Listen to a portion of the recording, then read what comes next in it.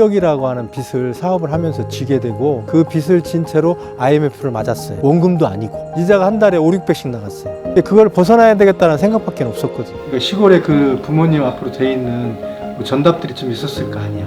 그거를 농협에 잡혀서 대출을 받아서 사업을 시작한 거예요. 그때 또 담보로 잡았던 모든 것들이 압류가 들어오게 되는 거지. 그런 부분에 있어서 두 분한테 굉장히 제가 불효를 한 케이스, 부모님들한테.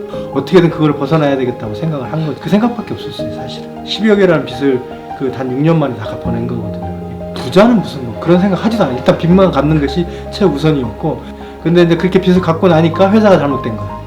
그래서 이제 유산나를 찾아가게 된 거죠.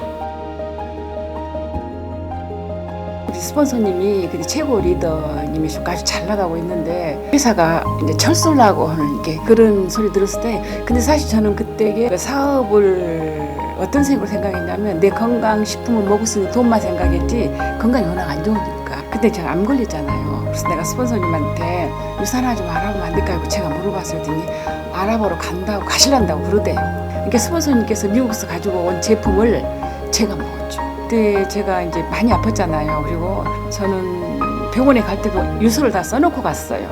워낙에 상태가 안 좋았기 때문에 다른 제품 저 사실 많이 먹었거든요. 근데 이거 호전이 안 돼요. 우리 스폰서님이 내 생명의 연인이다 그렇게 이야기하거든요. 그분 아니었으면 나는 이 세상에 없을 거다. 어떤 제품을 어떻게 만들어내는지 직접 내 눈으로 보고 싶었고, 유산나라는 회사에서 성공할지 안 할지는 몰랐지. 근데 가서 회사를 보고 이 정도 회사라면 내가 그거를 갈아 마셔서라도 한번 해봐야 되겠다. 그냥 뭐 카탈로그 몇 장 보고 누군가한테 정보를 주는 것보다는 실제로 가서 봤다라고 하는 부분하고 차원적으로 다르거든. 그게 사실 사람들을 설득하는데 굉장히 중요한 부분이라고 생각을 했어요. 내가 직접 확인했다. 이때는 25명이 컨벤션을 갔을 때였는데요. 이때는 마이너츠 박사가 젊었어요. 물론 나도 젊었지만 이제 처음 갈 때는 지사장하고 사업자 한 명 데리고 갔어. 나하고 딱 2명. 내가 2005년도에 다이아몬드를 마무리했어요. 기쁘셨어요? 뭐 어떠셨어요? 그때 당시에는 기쁘다 이런 생각보다는 뒤에 있는 사람들을 보게 되잖아요. 그 다음에 가야 될 사람, 또 있는 파트너들. 그러니까 그게 뭐 좋은 말로는 책임감이라고 하는데 내 능력도 안 되는 자리에 내가 있다 보니까 항상 그런 게 부담이었어. 그 운전을 김주희 네. 사장님이 하신다고 제가 들었는데 맞아요? 네, 맞습니다. 지금 내가 운전을 아예 못하니까. 운전을 잘해요 원래. 아 잘해서 하시는 베스트 드라이버야. 타세요. 원래 이렇게 하세요? 뭐 이렇게 안 하죠. 내가 타지 그냥. 타세요. 최근에 수익 제일 많이 보셨잖아요. 통장은 내가 하나야. 아니에요. 제가 관리를 다 해가지고. 아 그래요? 우리 신랑은 30만 원 용돈 받아요, 저한테. 용돈이 얼마 안 되잖아요. 네. 저보다 안 되시는 것 같은데. 돈 쓸 일이 별로 없어요. 그 안치환 사장님은 그 돈에 아예 못 보셨어요? 본 적 없죠. 그러면 약간 옛날 생각도 나셨어요? 네. 뭐 옛날에 내가 뭐 알바했을 때가 기억이 나셨다든지. 솔직히 그런 생각보다는 더 벌어야겠다. 더 벌어야겠다. 더 욕심이 나던데요. 아, 유산화로 이렇게 짙은 수입을 벌 수 있구나. 제가 더 빨리 경험을 해서 더 많은 사람들한테 알려주고 싶다. 그런 좀 비전을 빨리 주고 싶더라고요. 저는 그 12억의 빚이라고 하는 부분이 내 인생에 차지하는 게 뭐냐면 뭐든지 할 수밖에 없는, 뭐 도전할 수밖에 없는. 근데 그 12억이라는 빚이 나를 가만 놔두질 않았고 정확한 목표가 있었죠. 유산화에서도 버틸 수 있는 어떤 부분, 시작점에서 보면 빚을 져야지 뭐 무슨 일을 하는 건 아니잖아요. 성공의 8단계에도 나오지만 정확한 꿈과 목표예요. 간절한 마음을 갖는다는 게 가장 중요할 것 같아요. 그걸 구체화시켜야지. 예를 들자면 이런 거예요. 차를 사고 싶어요. 남들 차 타는 거 보면 좋은 차 타고 싶어요. 근데 그 좋은 차 타고 싶다고 하면 그 차 못 사요.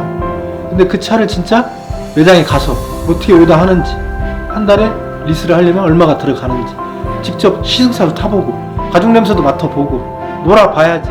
그런 구체화 작업이 꼭 필요하죠. 그러면 그게 내 것이 된다라고 하면 에너지가 딱 생기거든. 그러면서 그걸 갖게 되는 거지 그냥 바라는 것만 가지고는. 근데 대부분 사람들이 바래죠. 달리 표현하면 이런 거예요. 에베레스트 산이 8,848m를 기록해요. 그 정상을 보고 난 정상에 가고 싶다 하는 사람, 그 정상을 갈 마음도 없습니다. 근데 베이스 캠프까지 가는 사람들이 있어요. 거기서는 그 산을 보고 가고 싶다고 하는 사람 그 산을 가요. 적어도 정상을 가려고 하는 사람은 그 베이스 캠프까지 가야 된다는 거죠. 그 12억의 빚이라는 게 제 베이스 캠프였던 것 같아요. 어떻게 보면 그게 있었기 때문에 정상을 향해서 갈 수 있었던 것 같아요. 지방을 갔다 오면 새벽에 움직여요. 차가 막히니까 낮에는. 뭐 예를 들어 울산, 포항, 부산 요 근방을 동선으로 만들어서 거기를 한 바퀴 돌고 새벽에 또 올라오다 보면 사람 만나고 막 지치고 힘들잖아요. 졸리거든. 휴게소를 잠깐 들어가면서 쉬게 된 게 안송휴게소예요. 어느 날 이제 안송휴게소 들어가 잤는데 새벽 4시에 시골에 전화가 와요. 시골이라 하면 저희 아버님이 사시는 시골에서 이 시간에 전화가 온다?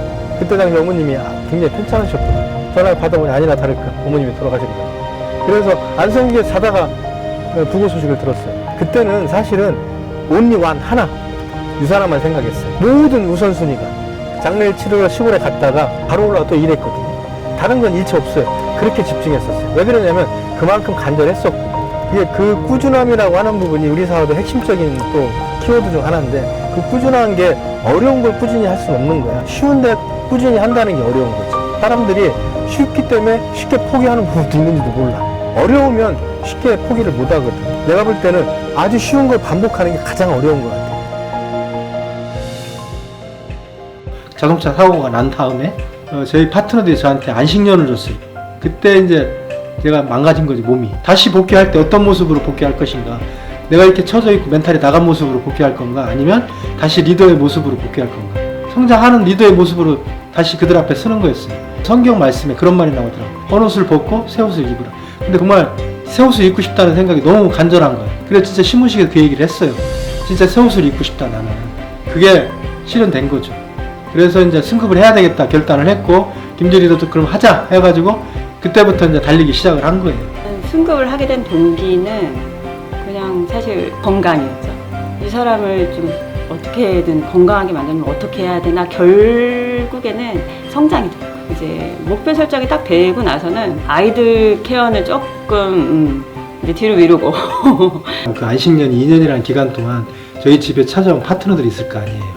그럼 오면 그들하고 대화할 때 내가 다시 살아나는 거야. 그 모습을 옆에서 본 거예요. 이 사람이.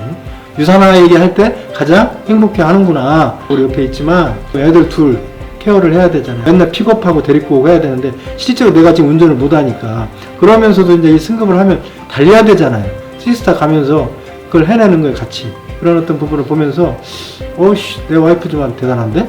이런 생각 하게 됐죠. 20여 년 가까운 시간을 유산화와 함께 했잖아요. 돈도 벌고 많은 것을 얻었지만 가장 소중한 건 지금 일을 같이 하고 있는 제 파트너들이에요. 그분들을 만난 게 저한테는 가장 큰 소득이고, 또 그들과 함께 할 때 가장 행복하고, 그들과 함께 할 때 가장 안전해. 마음적으로 안정을 찾거든요. 그게 있어요. 그래서 저는 사실 그들이 저한테는 모든 것이고 다예요. 그들이 힘들어할 때 제가 한쪽 어깨를 내줄 거예요. 어떻게 해서라도 들쳐업고라도 갈 거예요.